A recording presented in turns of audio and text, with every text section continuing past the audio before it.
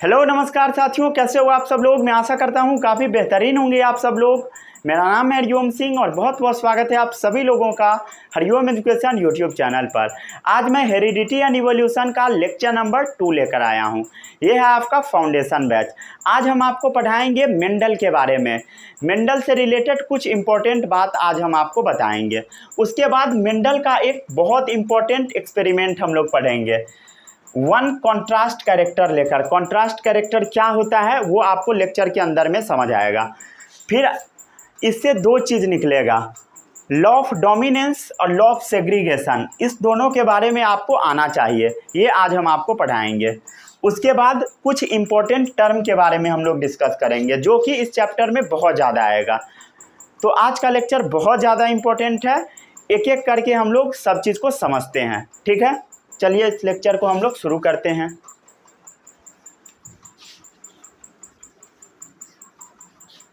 Lecture काफ़ी अच्छे से देखना है आपको, अच्छे से नहीं देखोगे उड़ जाएगा टॉपिक।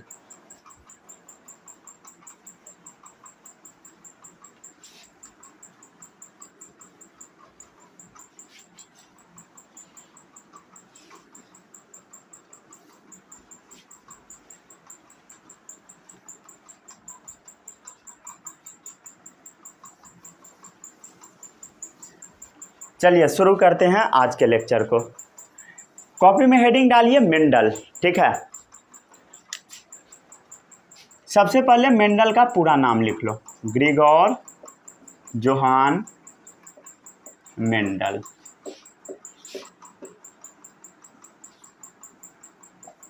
मेंडल से रिलेटेड आज हम लोग बहुत सारा बात डिस्कस करते हैं। ठीक है, मेंडल जो थे ये रहने वाले थे ऑस्ट्रिया के। कहाँ के रहने वाले थे बोलो? ऑस्ट्रिया के। और ये जेनेटिक्स का स्टडी कर रहे थे, तो इनको बोला गया ऑस्ट्रियन जेनेसिस्ट। समझ गए? ये कहाँ के रहने वाले थे बोलो? ऑस्ट्रिया के रहने वाले थे। ठीक है, जैसे इंडिया में रहता है इंडियन, ऑस्ट्रिया में रहता है ऑस्ट्रियन। ठीक है, तो ऑस्ट्रियन जेनेसिस्ट थे। ठीक है, ये जेनेटिक्स के ऊपर अपना स्टडी कर रहे थे।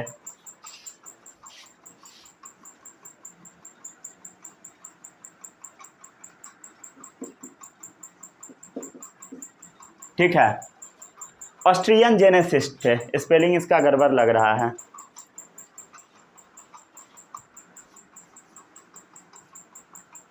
ठीक है, समझ गए ना?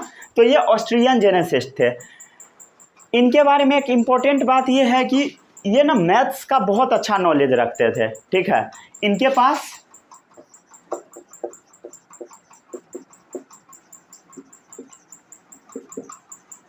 अच्छा खासा मैथमेटिक्स का नॉलेज था।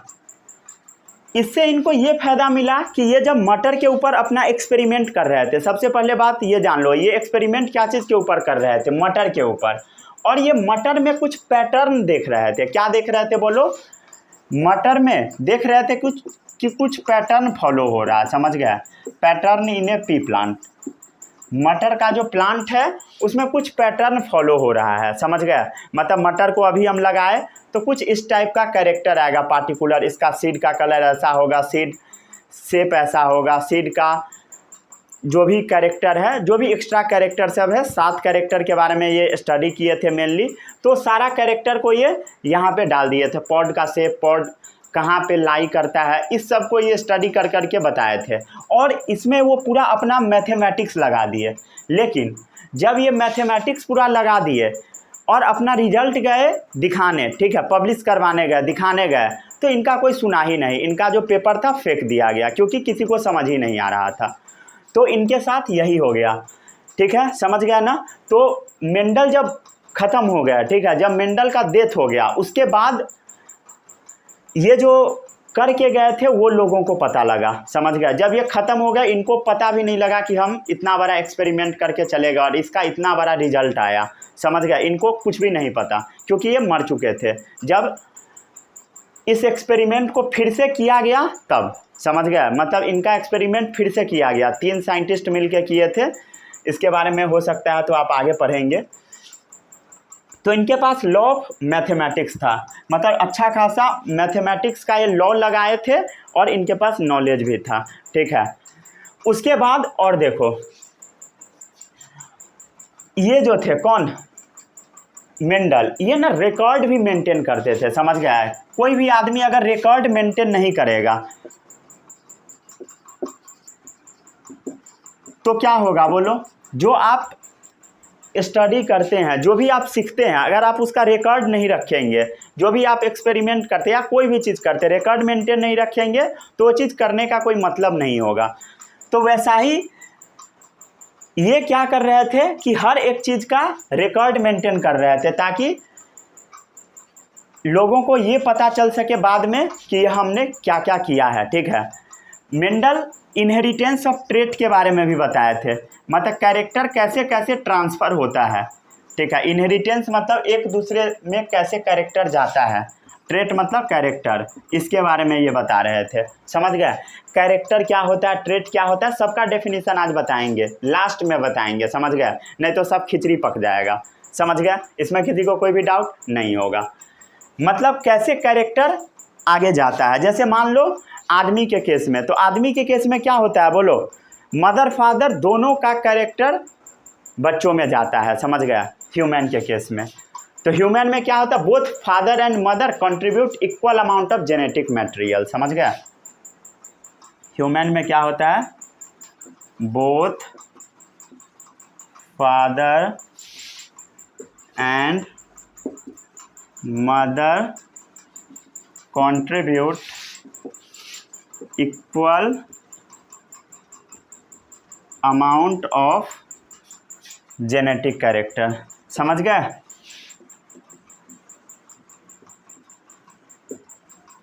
आदमी के केस में क्या होता है पता लगा, both father and mother contribute equal amount of genetic character. समझ गया, दोनों का इक्वल अमाउंट में जेनेटिक कैरेक्टर जाता है या जेनेटिक मटेरियल जाता है, किसको, चाइल्ड को।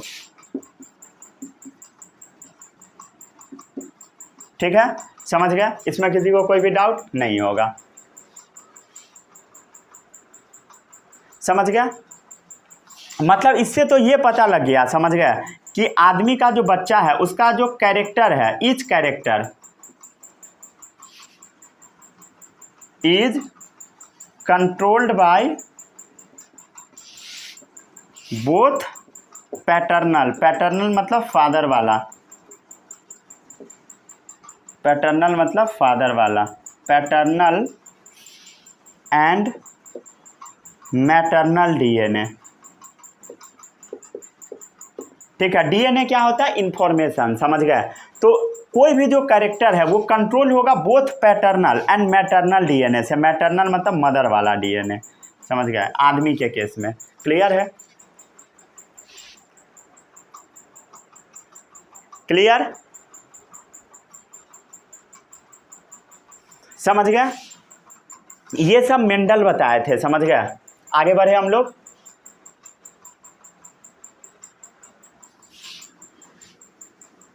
अब ये जो मेंडल थे ये मटर के ऊपर अपना एक्सपेरिमेंट मारे थे। समझ गए ना, मेंडल कुछ चीज़ और भी ऑब्जर्व किए थे। ये क्या ऑब्जर्व किए कि जितना भी लिविंग ऑर्गेनिज्म है, कोई भी लिविंग ऑर्गेनिज्म, वो ना हेरिडिटी का मतलब जो कैरेक्टर जाता है उसका कुछ पार्टिकुलर रूप से ही जाता है। समझ गया, मतलब पार्टिकुलर पैटर्न में जाता है। ये किसका कहना था, मेंडल का कहना था। तो हेरिडिटी जो होता है मोस्ट ऑफ लिविंग ऑर्गेनिज्म का, वो डिफिनिट पैटर्न में जाता है। समझ गया, हेरिडिटी जो होता है अधिकतर लिविंग ऑर्गेनिज्म का, most of the living organisms का ये पार्टिकुलर पैटर्न में जाता है। समझ गए, इसका एक खास पैटर्न होता है, उसी के आधार पे जाता है। समझ गए, हर आदमी में जो डीएनए जाएगा वो कुछ पैटर्न के ऊपर जाता है। समझ गया, तो उसी के बारे में मेंडल बताए थे। समझ गया, क्लियर है, ये सभी बच्चों को पता लग गया कि मेंडल का जो एक्सपेरिमेंट था, मेंडल का एक्सपेरिमेंट, इसमें क्या चीज़ का इस्तेमाल हुआ था बोलो, क्या चीज़ का इस्तेमाल हुआ था, मटर का। कौन सा मटर, गार्डन पी। गार्डन पी का साइंटिफिक नेम क्या होता है, पाइसम सटाइवम। ठीक है, याद रखना है, भूलना नहीं है, समझ गए, बहुत इंपॉर्टेंट है। अब एक क्वेश्चन और आता है कि मेंडल मटर को ही क्यों सेलेक्ट किए, दूसरे किसी भी प्लांट को क्यों सेलेक्ट नहीं किए। देखो भाई, ये जो एक्सपेरिमेंट मेंडल किए ना, ये जो एक्सपेरिमेंट मेंडल किए वो क्यों किए, इसका एग्जैक्ट रीज़न किसी को नहीं पता है। लोग अपने हिसाब से थ्योरी बना कर देता है, समझ गया। क्योंकि मेंडल का ये जो एक्सपेरिमेंट है ये किसी को पता ही नहीं लगा जब तक ये जिंदा थे तब तक, समझ गए। तो इसका जो आंसर है, ये आंसर हम लोग खुद से अपने हिसाब से बनाए हैं, समझ गए, क्लियर है। ऐसा भी हो सकता है कि मेंडल अदर प्लांट के ऊपर भी एक्सपेरिमेंट मारे होते, समझ गए। और आपको जानकर हैरानी होगी, मेंडल अगर अदर प्लांट के ऊपर एक्सपेरिमेंट मारते तो फेल हो जाते। ऐसा भी हो सकता है मेंडल कहीं मारे होंगे अदर प्लांट के ऊपर और उसमें फेल हुए होंगे, फिर इसको सेलेक्ट किए होंगे। क्या हुआ एग्जैक्ट बताना बहुत मुश्किल है, समझ गया। लेकिन मेंडल इसका सिलेक्शन किए, और क्यों किए इसका रीज़न हम लोग खुद से बनाए हैं, समझ गए। अब क्या क्या रीज़न है वो सब आपको अभी हम बताएंगे, समझ गए। मेंडल क्यों किए मटर को ही सेलेक्ट, ये किसी को नहीं पता, समझ गया, क्योंकि मेंडल गुजर चुके थे। इनसे सवाल कोई नहीं पूछा, समझ गया, कोई नहीं पूछ पाया कि आप मटर को ही क्यों सेलेक्ट किए। हम लोग अपने हिसाब से इसका आंसर लिखते हैं, समझ गया, उस सिचुएशन को देखकर, समझ गए। तो क्वेश्चन क्या है, why Mendel select garden pea for his experiment, समझ गया। Why Mendel select garden pea for his experiment. Mendel अपने एक्सपेरिमेंट में गार्डन पी का ही इस्तेमाल क्यों किए, ठीक है। इसका आंसर सभी बच्चों को आना चाहिए। अगर आपको इस सवाल का आंसर नहीं आता है तो बोर्ड में गड़बड़ हो सकता है, समझ गए। तो इस सवाल का आंसर सभी बच्चों को रट लेना है, समझ गए। सबसे बड़ा जो गार्डन पी को लेकर फीचर है वो फीचर है कि गार्डन पी बहुत जल्दी से रिप्रोडक्शन कर लेता है, समझ गया। मतलब वो अपना लाइफ स्पैन बहुत जल्दी पूरा कर लेता है, समझ गया, एक ही सीजन में कर लेता है, समझ गया। लेकिन आदमी का क्या है बोलो। अब मेंडल मान लो कोई ऐसा प्लांट लेते जो 10 साल में लाइफ स्पैन करता है, तो ये अच्छे से एक्सपेरिमेंट नहीं कर पाते। इनको ऐसा प्लांट चाहिए था जो 6 महीना में कर ले, साल भर में कर ले, मुश्किल से मुश्किल। और ये ऐसा ही प्लांट सेलेक्ट किए, पी को सेलेक्ट किए, समझ गया। अगर मेंडल आदमी को लेकर स्टडी करते तो क्या होता बोलो। अब आदमी कितना दिन सर्वाइव करता है, मान लो 80 साल 60 साल कम से कम, समझ गया, 85 मान लो कम से कम। तो ये बहुत से बहुत 2 जनरेशन के बारे में स्टडी कर पाते आदमी का, और उसी स्टडी के दौरान ये भी टपक जाते, समझ गया। मतलब इनका स्टडी किसी काम का नहीं होता अगर ये आदमी के ऊपर लेकर स्टडी करने बैठ जाते तो, समझ गए। आदमी के ऊपर स्टडी करना बहुत मुश्किल है, जिसका लाइफ स्पैन ज़्यादा होता है उसके ऊपर स्टडी करना बहुत मुश्किल होता है। तो मेंडल जो थे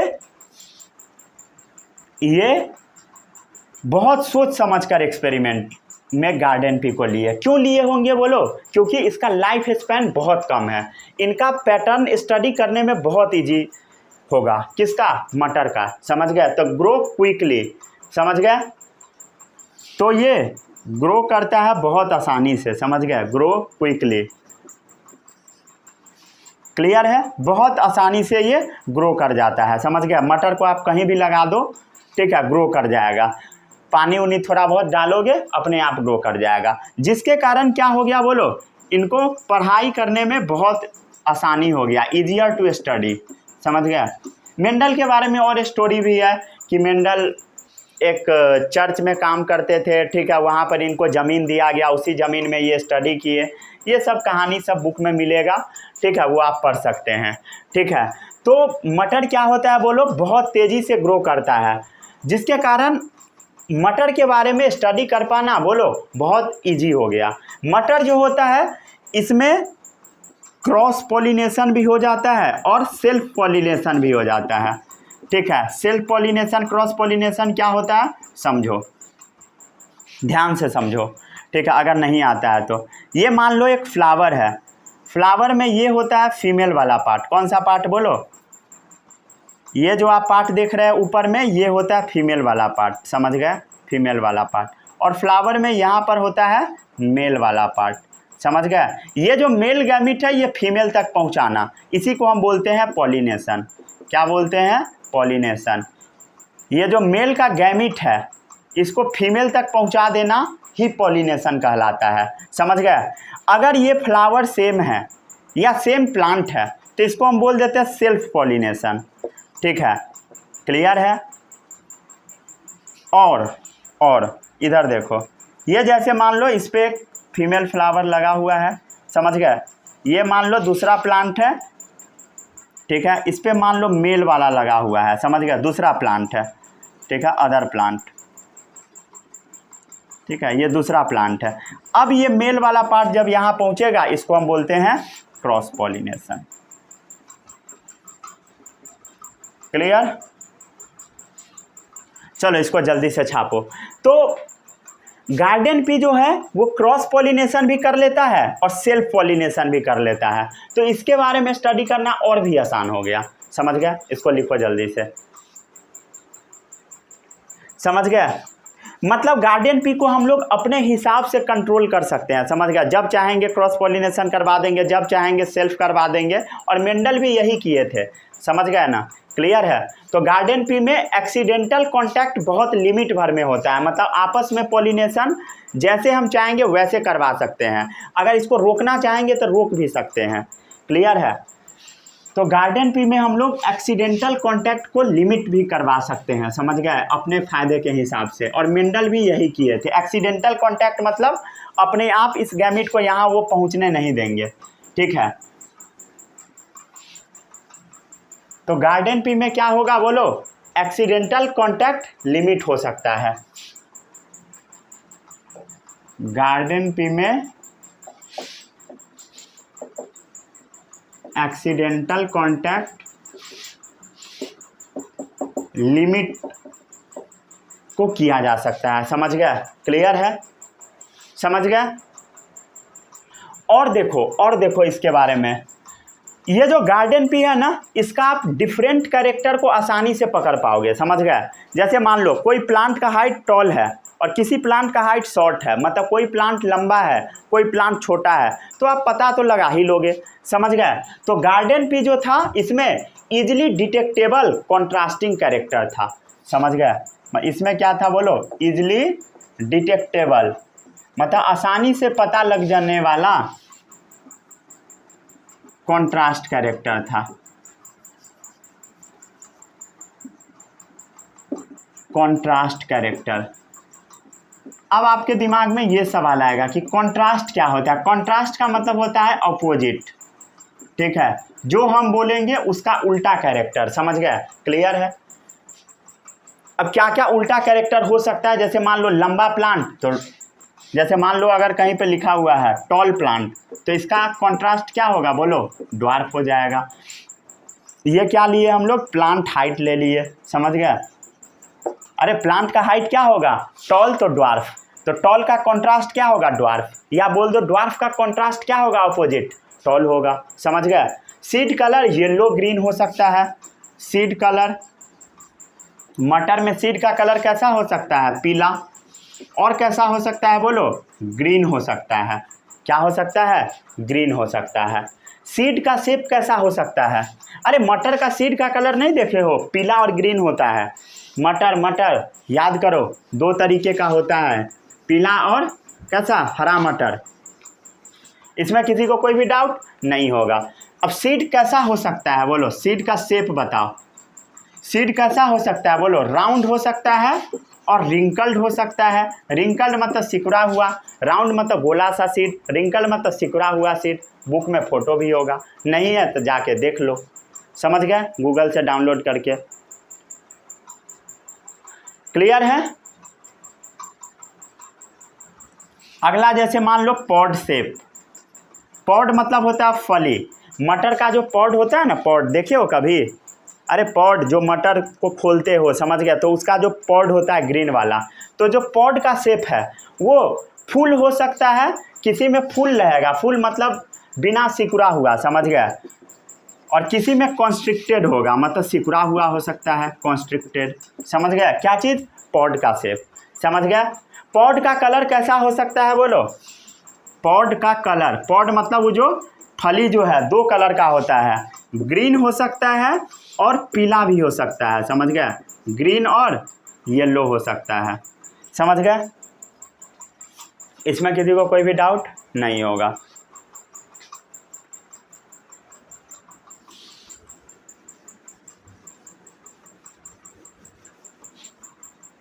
चलो अगला देख लो, flower colour violet white. Flower का कलर कैसा हो सकता है? मतलब ये जो मटर का फ्लावर होता है उसका कलर वायलेट हो सकता है और उजला हो सकता है। समझ गए?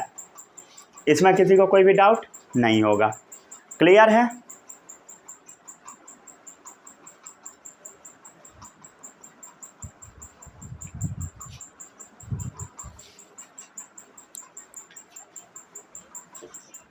अगला देख लो, पॉड पोजीशन। ये एक्सियल हो सकता है या टर्मिनल हो सकता है। इसका मतलब देख लो क्या होता है। जैसे मान लो ये मटर का क्या है बोलो, मटर का मान लो प्लांट है, तो रुक जा, पॉड ही बना देते हैं। मान लो ये मटर का पॉड है, तो ये वाला जो पॉड है ये किस पोजीशन पे है बोलो? एक्सियल पोजीशन पे है। ठीक है।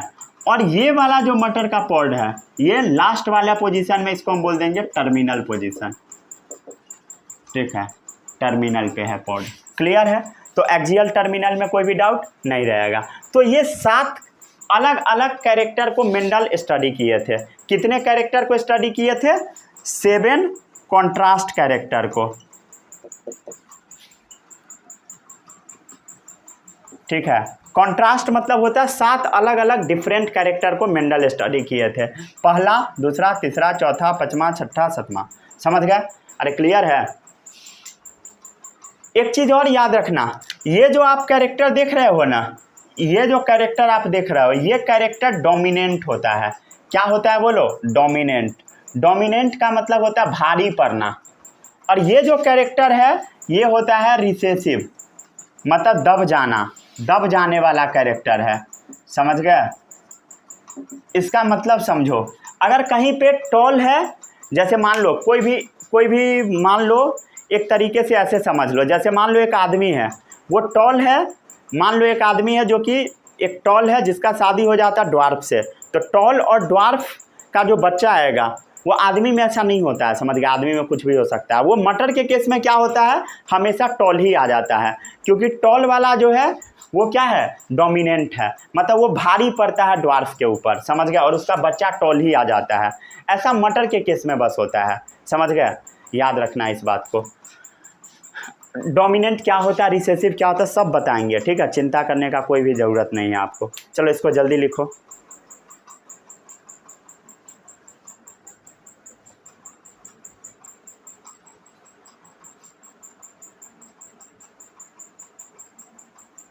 सही है,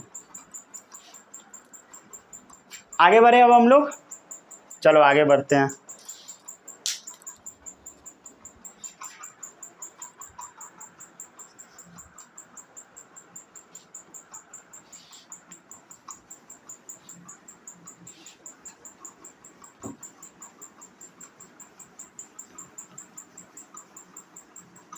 चलो अब हम लोग कुछ इम्पोर्टेंट टर्म के बारे में पढ़ लेते हैं।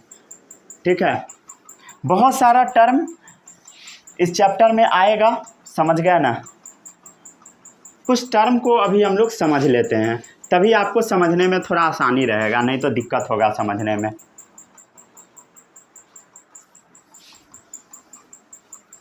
ठीक है, कुछ टर्म यहाँ पर समझ आएगा, कुछ टर्म जब एक्सपेरिमेंट होगा तब समझ में आएगा।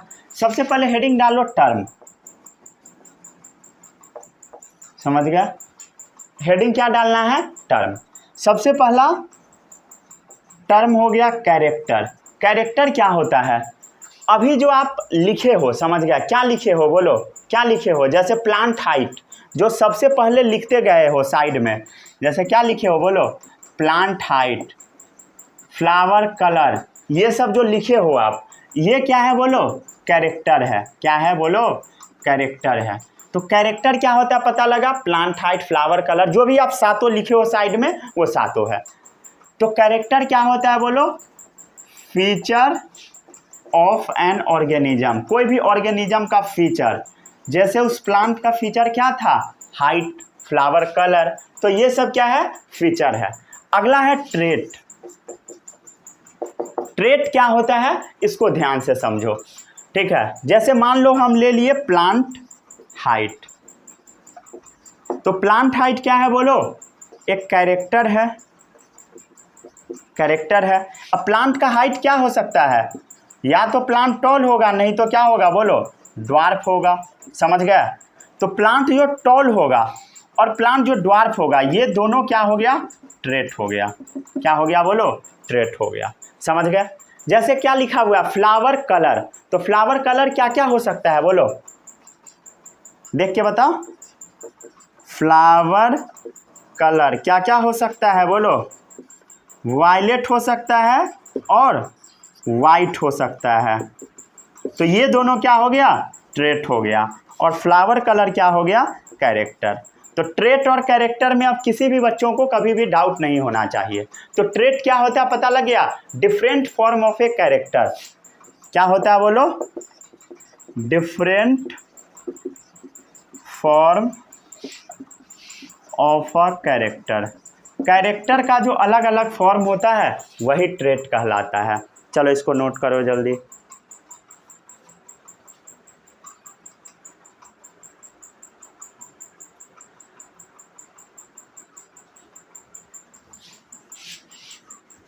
अब हम लोग आगे बढ़ते हैं।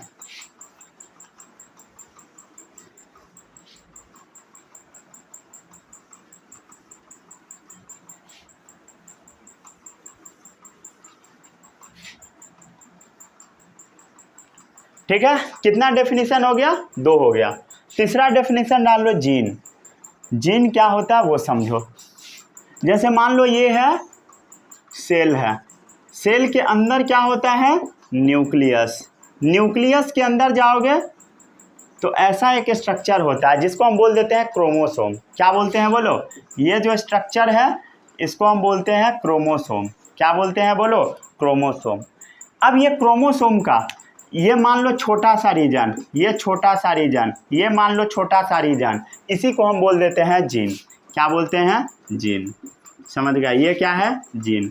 इसके लिए और भी बहुत सारा कंडीशन फॉलो करना पड़ता है जीन के लिए, समझ गया ना, उसके बारे में आपको हम नहीं पढ़ाएंगे।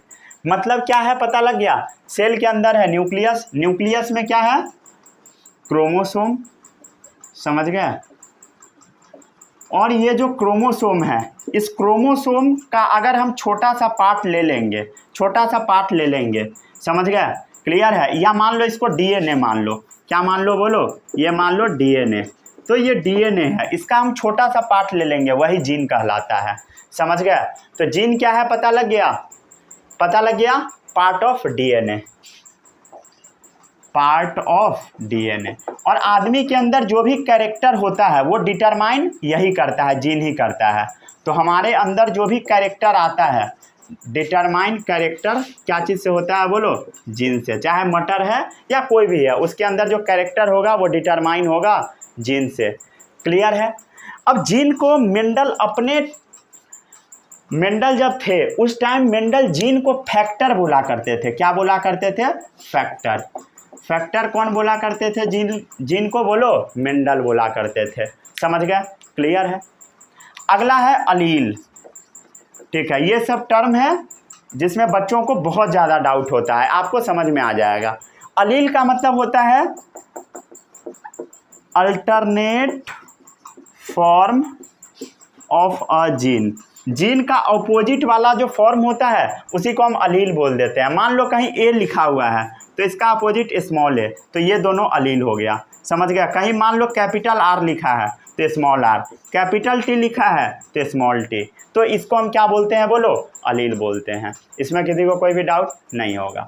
ये जो अलील होता है 2 तरीके का है, अभी आप देखे होंगे। अभी हम क्या लिखे हैं, एक साइड कैपिटल, तो जो कैपिटल वाला आप देख रहे हो अलील, अलील क्या है, alternate form of A gene. तो जीन 2 फॉर्म में हो सकता है, कैपिटल स्मॉल। तो जो कैपिटल वाला फॉर्म आप देख रहे हो इसको हम बोल देते हैं डोमिनेंट अलील, जैसे ए हो गया, आर हो गया, टी हो गया। अब जो स्मॉल वाला है उसको हम बोल देते हैं रिसेसिव अलील, समझ गया, RECSSI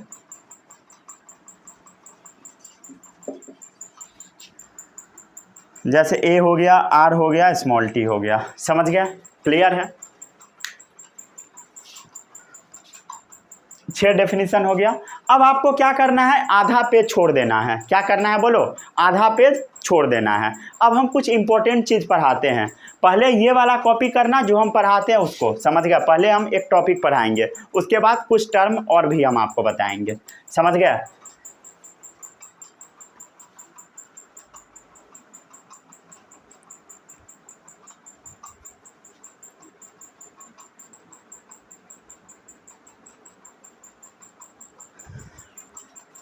यहाँ तक छाप लिए, आधा पेज छोड़ दो। 2-3 टर्म है, नहीं तो रुक जा, लिखा ही देता हूँ, ठीक है। ऐसे हम बता दिए हैं, समझ गया ना, क्लियर है। ये जो स्ट्रक्चर आप देख रहे हो, ये एक्चुअल में ना, ये ना रॉड शेप स्ट्रक्चर के अंदर पाया जाता है। इस टाइप का रॉड शेप होता है, समझ गए, रॉड टाइप का, क्लियर है। आगे बताते हैं, यहाँ तक लिख लिए हो तो इसमें गंदा नहीं करो, ठीक है। आगे बताते हैं तो आगे लिख लेना। 7वां मान लो है क्रोमोसोम।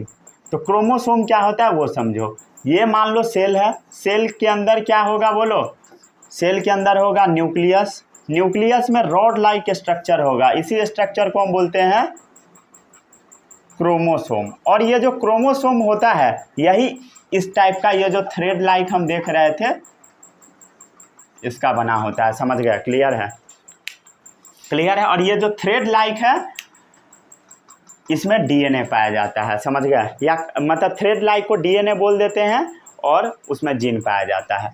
चलो अब हम आगे बढ़ते हैं। तो क्रोमोसोम क्या है पता लग गया, rod like structure present in nucleus of a cell.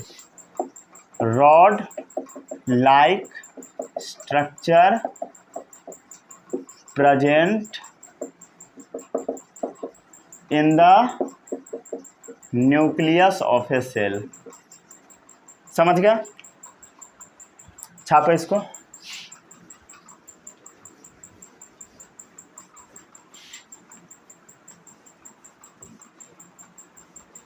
Doubt कुछ भी नहीं होना चाहिए, समझ गए।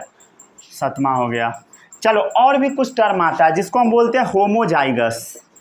होमोजाइगस, होमो का मतलब होता है सेम, समझ गया। जैसे मान लो ये टॉल है तो ये जो कैपिटल टी है तो इसका साथ जो सेम होगा वो कैपिटल टी ही होगा। जैसे कहीं भी स्मॉल टी है तो इसके साथ हमेशा स्मॉल टी ही होगा। अगर होमोजाइगस है तब दोनों सेम होना चाहिए, उसको हम होमोजाइगस बोल देते हैं। अगला हेट्रोजाइगस। हेट्रोजाइगस में दोनों डिफरेंट होगा, क्लियर है, एक कैपिटल तो एक स्मॉल। जैसे मान लो एक कैपिटल आर तो एक स्मॉल आर, इसमें क्या होगा, जैसे मान लो कैपिटल आर तो इसमें भी capital R, capital small R तो स्मॉल आर, समझ गया। अरे क्लियर है। और भी देख लो, अगर कहीं भी प्रोजेनी लिखा मिलता है, प्रोजेनी मतलब होता है संतान, संतान मतलब बच्चा, बच्चा मतलब ऑफस्प्रिंग, क्लियर है, समझ गए। अगला टॉपिक है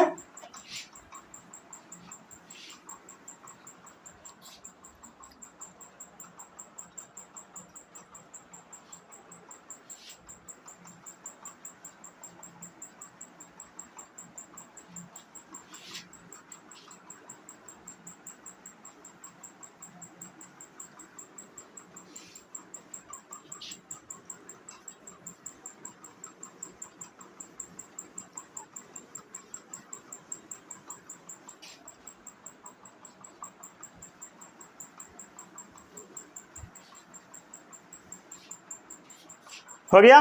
प्रोजेनी मतलब क्या होता है, ऑफस्प्रिंग। अगला चीज समझने का कोशिश करो, ध्यान से समझना। जैसे मान लो एक आदमी है, समझ गए, आदमी के जगह पे कुछ भी हो सकता है, ठीक है। ये मान लो आदमी है, क्लियर है, क्लियर है, ये मान लो आदमी है। आदमी का जो बॉडी होता है वो ना क्या होता है, ध्यान से सुनना। आदमी का जो बॉडी होता है वो डिप्लॉयड होता है। क्या होता है, एक बोलने का बस तरीका है। क्या है बोलो, बोलने का तरीका है। क्या बोलने का तरीका है कि आदमी का जो बॉडी है वो डिप्लॉयड है, और डिप्लॉयड को 2n से हम लोग लिखते हैं। क्या चीज़ से लिखते हैं बोलो? 2n से लिखते हैं। समझ गए? जैसे मान लो ये आदमी है, इस आदमी का बॉडी कैसा है बोलो? डिप्लॉयड है। डिप्लॉयड को हम लोग क्या चीज़ से लिखते हैं? 2n से। मतलब हमारा बॉडी क्या है? डिप्लॉयड है। अब क्या होगा? ये जो आदमी होगा ये गैमिट रिलीज करेगा, फीमेल होगी तो फीमेल गैमिट रिलीज करेगी। समझ गया? जिसका नाम होगा ओवम। मेल होगा तो मेल गैमिट रिलीज करेगा, जिसका नाम होगा स्पर्म। मतलब हमारा पूरा बॉडी कैसा है बोलो? पूरा बॉडी हमारा कैसा है? डिप्लॉयड है। लेकिन बॉडी में ओवम और स्पर्म ऐसा चीज़ है, मतलब ऐसा सेल है बोल दो, जो कि हैप्लॉयड होता है। कैसा होता है बोलो? हैप्लॉयड। और हैप्लॉयड को हम लिखते हैं, ये नया कॉन्सेप्ट है, ध्यान से सुनते जाना। हैप्लॉयड को हम n से लिखते हैं। क्या चीज़ से लिखते हैं बोलो? n से। मतलब हमारा पूरा बॉडी कैसा है बोलो? डिप्लॉयड है। और ओवम और स्पर्म कैसा है बोलो? हैप्लॉयड है। अब ये दोनों मिल गया, दोनों मिल के क्या बनाएगा बोलो? दोनों मिल के बनाएगा जाइगोट। क्लियर है? और n प्लस n मिल के बना देगा 2n। मतलब जाइगोट कैसा है बोलो? डिप्लॉयड है। ठीक है। अब क्या होगा बोलो? इस जाइगोट में होगा डिवीजन। जाइगोट में क्या होगा? डिवीजन। मतलब जाइगोट 1 से 2 सेल, 2 से 4, 4 से 6, 8, 10 ऐसे बढ़ता जाएगा। समझ गया? ठीक है। नंबर अपना ये तेज़ी में बढ़ाता जाएगा। और ये डिवीजन करके क्या होगा बोलो? ऑर्गेनिज्म तैयार कर लेगा। मतलब ये डिवीजन करके क्या होगा बोलो? एक आदमी तैयार कर लेगा। समझ गए? और ये साइकिल चलता रहेगा। अब ध्यान से देखो, आदमी कैसा था बोलो? डिप्लॉयड था। वो कैसा गैमिट रिलीज किया बोलो? Haploid gamete. और ये हैप्लॉयड मिलके क्या बना दिया? जाइगोट। जो जाइगोट क्या है? डिप्लॉयड है। समझ गए? क्लियर है? और ये प्रोसेस चलते रहता है। अब किसी भी बच्चों को हैप्लॉयड डिप्लॉयड में कन्फ्यूजन नहीं होना चाहिए। और ऐसा ही हर एक ऑर्गेनिज्म के साथ चलता है। चाहे कुत्ता हो गया, ठीक है, जैसे मान लो डॉगी का पूरा बॉडी कैसा होगा? डिप्लॉयड होगा। उसका ओवम कैसा होगा? फीमेल का हैप्लॉयड। स्पर्म कैसा? हैप्लॉयड। दोनों मिलके जाइगोट बनाया, डिप्लॉयड। समझ गए? और ये प्रोसेस चलता रहेगा। समझ गए? क्लियर है? जाइगोट में डिवीजन होगा, बन जाएगा।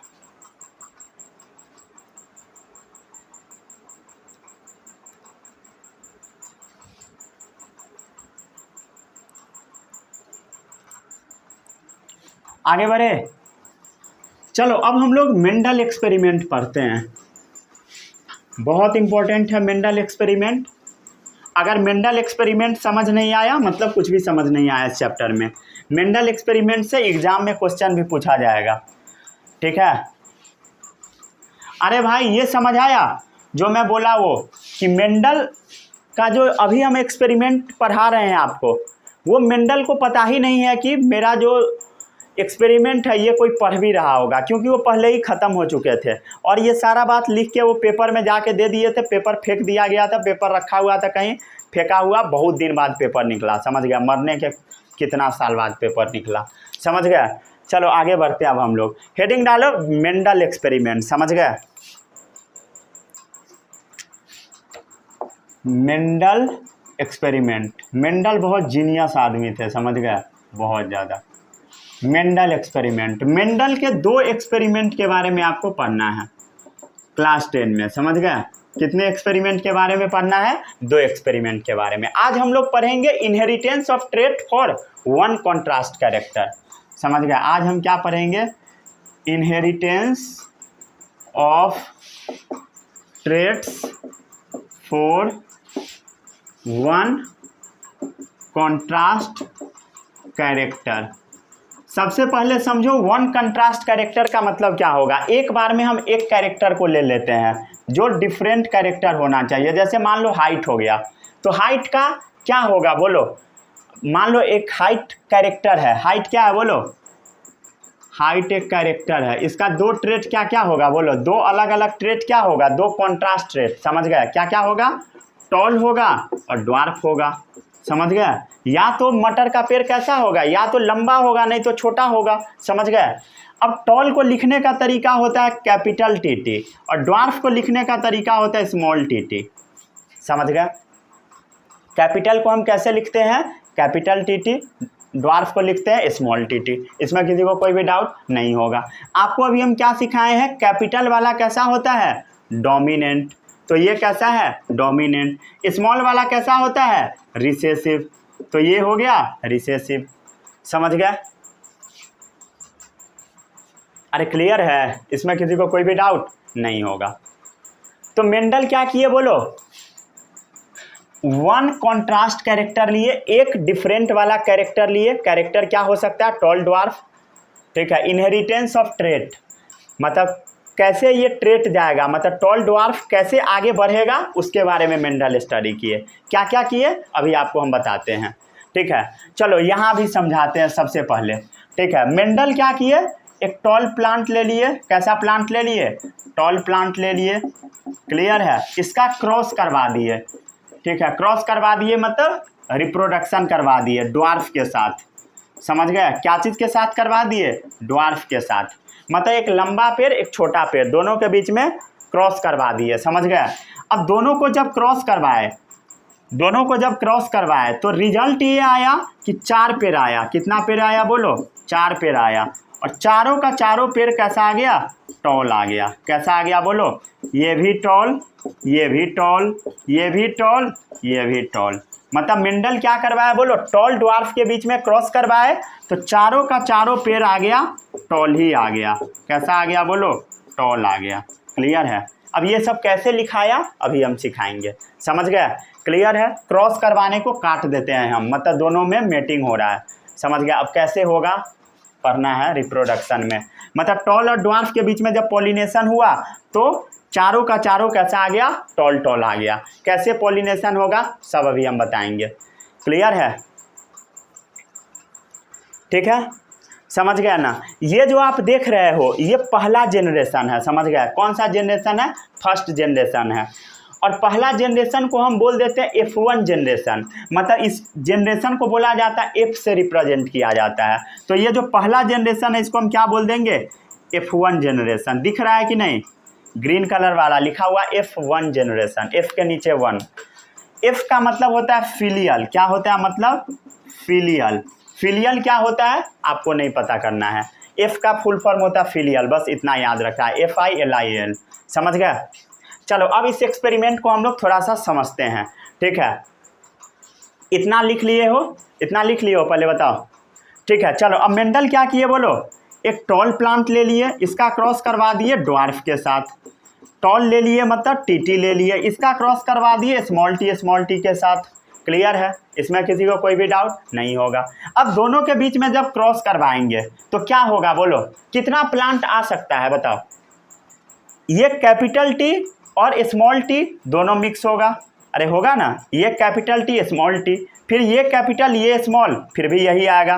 फिर अगर हम ये कैपिटल लेंगे ये स्मॉल लेंगे, फिर भी यही आएगा। ये कैपिटल ये स्मॉल लेंगे, फिर भी यही आएगा। मतलब टोटल का टोटल पहला जो जनरेशन है F1 जनरेशन, इसमें क्या आया, टॉल ही आया। इधर हम फोटो से बता रहे हैं, इधर लिख के बता रहे हैं। तो F1 जनरेशन जो था इसमें सारा का सारा प्लांट टॉल ही आया। समझ गया, क्या आया, टॉल आया। अब एक सेकेंड ध्यान दो, एक सेकेंड ध्यान दो। यहाँ पर क्या लिखा हुआ है, कैपिटल टी और स्मॉल टी। क्या लिखा हुआ है बोलो, क्या लिखा हुआ है, capital T small T. Capital मतलब टॉल वाला कैरेक्टर, स्मॉल मतलब ड्वार्फ वाला कैरेक्टर। आना कैसा चाहिए था, मतलब एक लंबा एक छोटा, क्या आना चाहिए, इंटरमीडिएट। क्या इंटरमीडिएट आएगा, इंटरमीडिएट मतलब ना लंबा ना छोटा, इंटरमीडिएट नहीं आएगा। समझ गया, इंटरमीडिएट नहीं आएगा, बीच का कैरेक्टर बिल्कुल नहीं आएगा। कैरेक्टर कैसा आएगा, टॉल आ जाएगा। अभी हम आपको क्या बताए हैं, डोमिनेंसी, मतलब डोमिनेंट बताया ना, डोमिनेंट अलील। तो डोमिनेंट का मतलब यही होता है कि जो जिसमें डोमिनेंट वाला कैरेक्टर आ गया, मतलब जैसे कैपिटल टी वाला टॉल वाला जो कैरेक्टर है, मतलब कैपिटल टी वाला वो कैसा है, डोमिनेंट है। कैपिटल टी वाला डोमिनेंट है।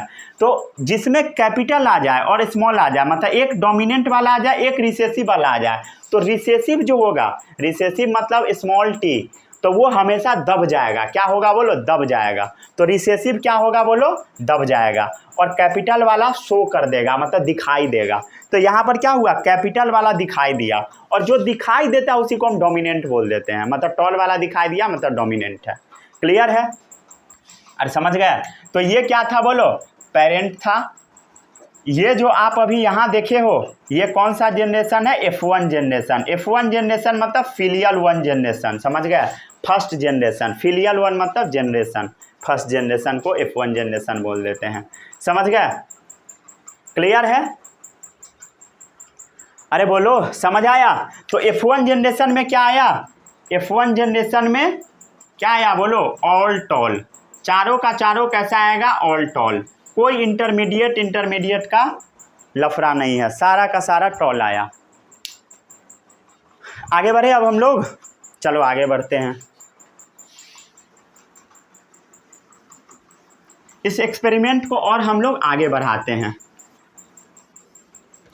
अब एक चीज ध्यान दो, ठीक है, F1 जनरेशन में कितना पेड़ आया था, 4 पेड़ आया था, चारों का चारों टॉल है।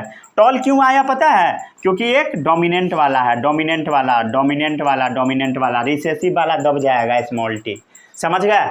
अब हम क्या करते हैं, ये F1 जनरेशन में आया है टॉल वाला, ये भी F1 में टॉल वाला आया है, इस दोनों का आपस में क्रॉस करवा दो।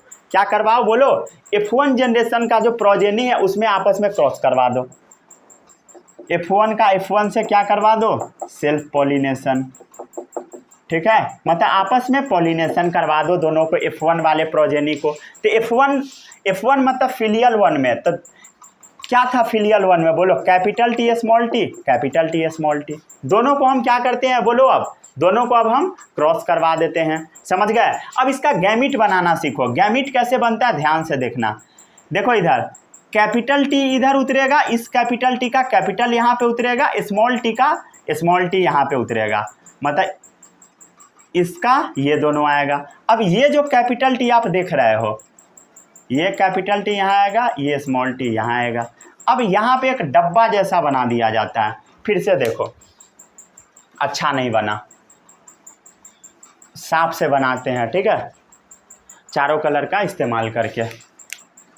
Capital T small T, capital T small T, दिखता नहीं है दूसरा कलर, ठीक है, इसलिए इस्तेमाल नहीं करता, ठीक है।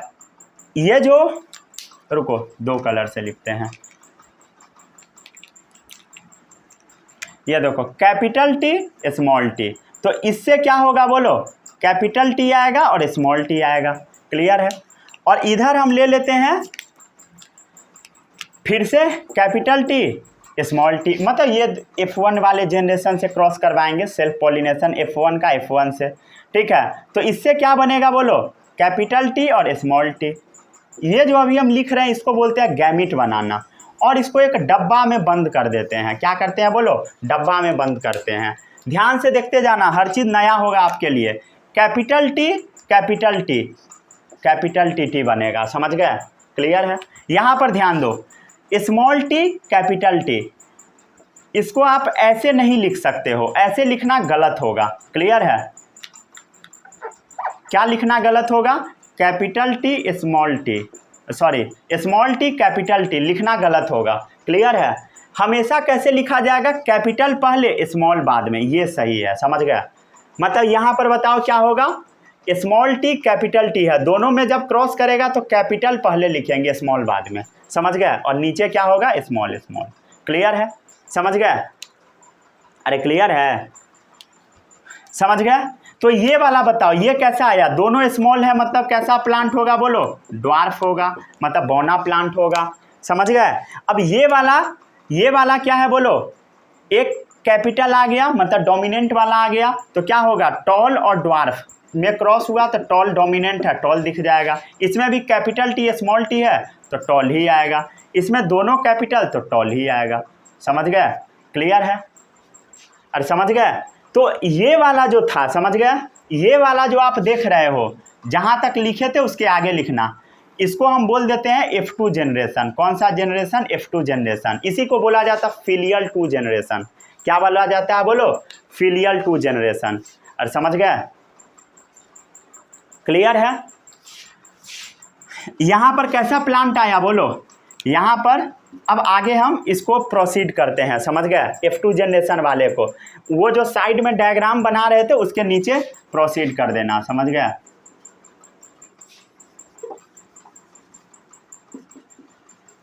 टॉल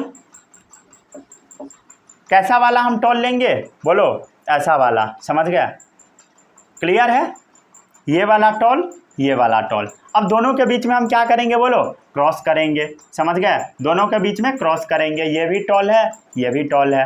अब क्या होगा, दोनों के बीच में जब क्रॉस होगा, दोनों के बीच में जब क्रॉस होगा तो 3 पे टॉल आएगा और एक छोटा आ जाएगा, एक ड्वार्फ आ जाएगा, समझ गए। इसी में लिख देता हूं सब।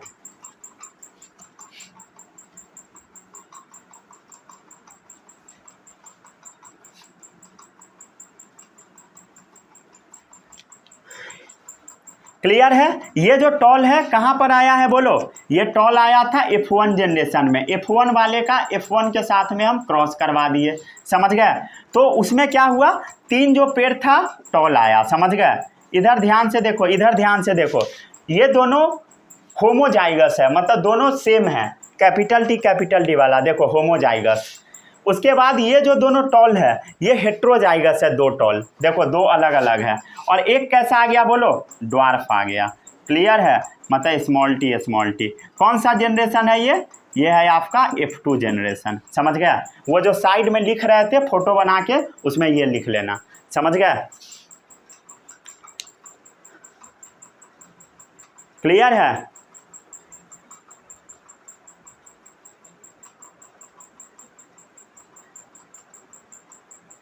अरे समझ गए कि नहीं बोलो।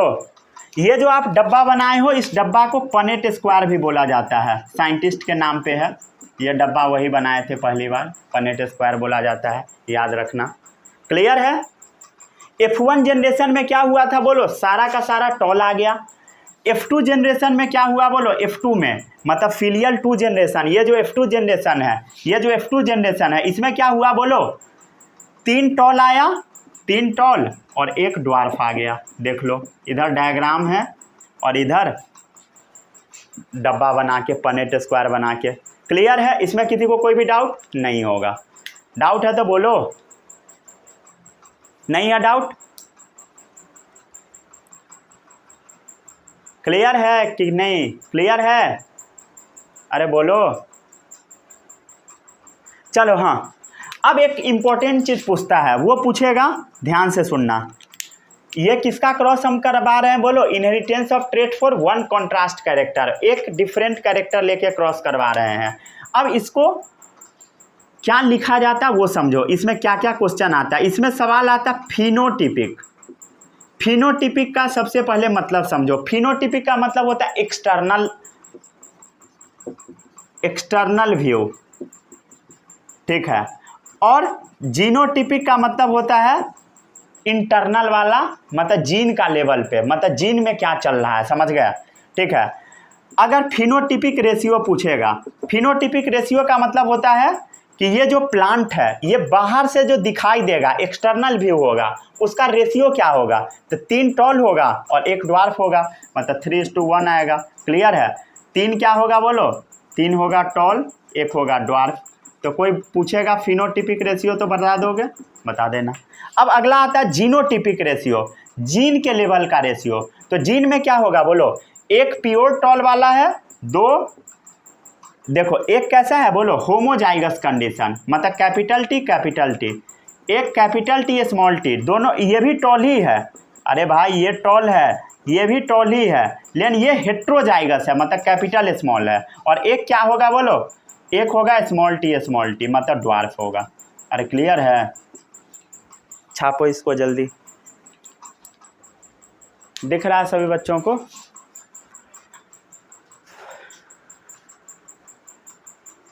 सही है, आगे बढ़े, क्लियर है, ठीक है। एक चीज और लिख लो, नोट पॉइंट, प्लांट को टॉल होने के लिए सिर्फ एक कैपिटल टी ही काफ़ी है, समझ गया। फॉर ए टॉल प्लांट क्या होगा, फॉर ए टॉल प्लांट एक अगर कैपिटल टी है वही इनफ है, single copy of capital T is enough, समझ गया, single copy of capital T is enough, मतलब एक कैपिटल टी आ गया, प्लांट अपने आप क्या हो जाएगा बोलो, टॉल हो जाएगा। अरे क्लियर है, आगे बढ़े हम लोग।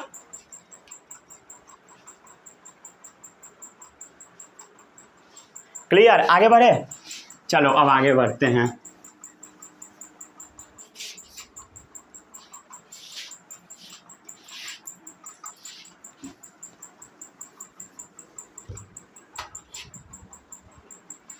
ठीक है, अभी हम आपको कुछ लॉ बताएंगे। ठीक है, इस लॉ को काफ़ी ध्यान से पढ़ना है। इस लॉ का डेफिनेशन कल भी बताएंगे अगले लेक्चर में, लेकिन आज भी ध्यान से आपको पढ़ लेना है।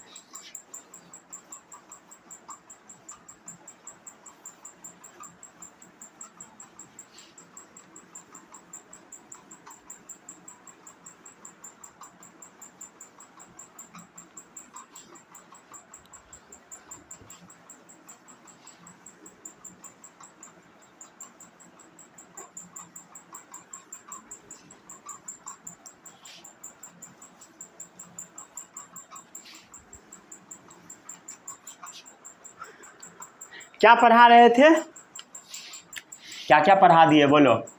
यहाँ पर एक बार देख लो क्या क्या पढ़ा दिए, क्या क्या हम किए थे बोलो, क्या क्या किए थे।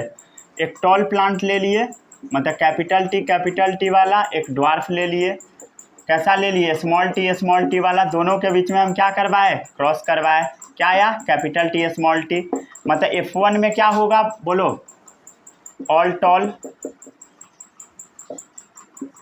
F1 जनरेशन में क्या होगा बोलो, ये पेरेंट था, F1 में सारा टॉल आया।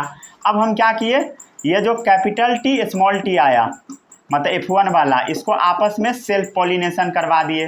तो इसका कैसे गैमिट बनेगा, कैपिटल टी स्मॉल टी और इधर से capital T small T. Checker board बनाएंगे, चेकर बोर्ड नहीं बोल दो, इसको पनेट स्क्वायर बोलो। चेकर बोर्ड भी बोलते हैं लेकिन वो छोड़ दो। ठीक है, कैपिटल टी स्मॉल टी, इधर क्या होगा कैपिटल स्मॉल, इधर क्या होगा स्मॉल स्मॉल। ठीक है, क्लियर है, अरे सही है। चलो इसका फिनोटिपिक रेशियो क्या होगा, फिनोटिपिक रेशियो मतलब बाहर से दिखाई देने वाला रेशियो 3:1। जीनोटिपिक बोलो, जीनोटिपिक मतलब जीन के लेवल पे 1:2:1। क्लियर है। चलो अब हम काम के बात पे आते हैं, मतलब inheritance of trait for one contrast character. इससे क्या निकलता है वो ध्यान से देखो। F1 जनरेशन में क्या हुआ है बोलो, इन F1 जनरेशन में क्या हुआ है बोलो, सारा का सारा टॉल ही आ गया। क्लियर है, मतलब ड्वार्फ एक भी नहीं आया। तो F1 जनरेशन में क्या हुआ, टॉलनेस ट्रेट वाज एक्सप्रेस। मतलब क्या हुआ बोलो, F1 में tallness trait was expressed. F1 generation में सिर्फ टॉलनेस वाला ट्रेट दिखाई दिया, समझ गए। मतलब और जो ड्वार्फ वाला था, जो रिसेसिव था, वो नहीं दिखाई दिया, समझ गए। क्लियर है। इसी को बोला जाता है law of dominancy, law of dominancy, या इसी को लॉ ऑफ डोमिनेंस भी बोल सकते हो, या डोमिनेंसी, जो भी पढ़ना वो पढ़ो। तो F1 जनरेशन में टॉलनेस वाला ही सिर्फ ट्रेट एक्सप्रेस हुआ, उसी को हम क्या बोलते हैं, लॉ ऑफ डोमिनेंसी।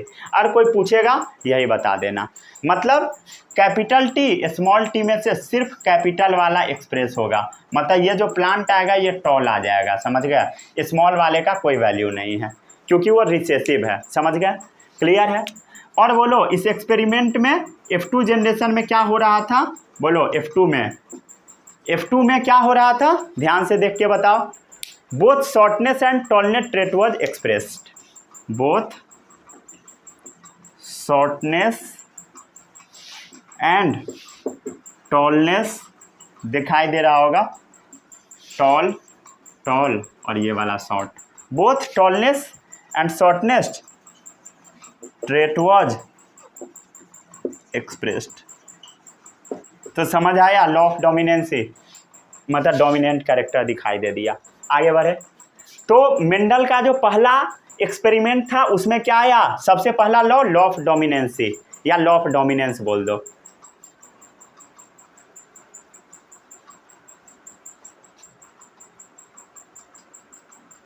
ठीक है, चलो अब अगला लॉ क्या आता है वो ध्यान से देखो।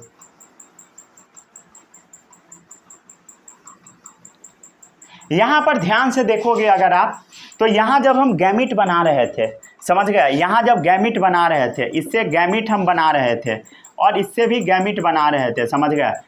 जब कैपिटल टी स्मॉल टी से गैमिट बनाए तो दोनों को हम अलग करके लिख दिए, मतलब दोनों को सेग्रीगेट कर दिए, दोनों को सेपरेट कर दिए, दोनों को हम डिवाइड कर दिए, यही लिखा हुआ है। क्लियर है? मतलब ड्यूरिंग गैमिट फॉर्मेशन क्या हुआ? डिवाइड हो गया। During gamete formation Aleel of a pair segregate from each other. समझ गए? तो during gamete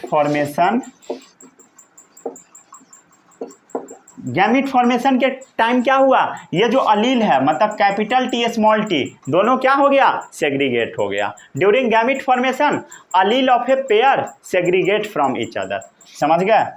Aleel of a pair segregate from each other. समझ गए?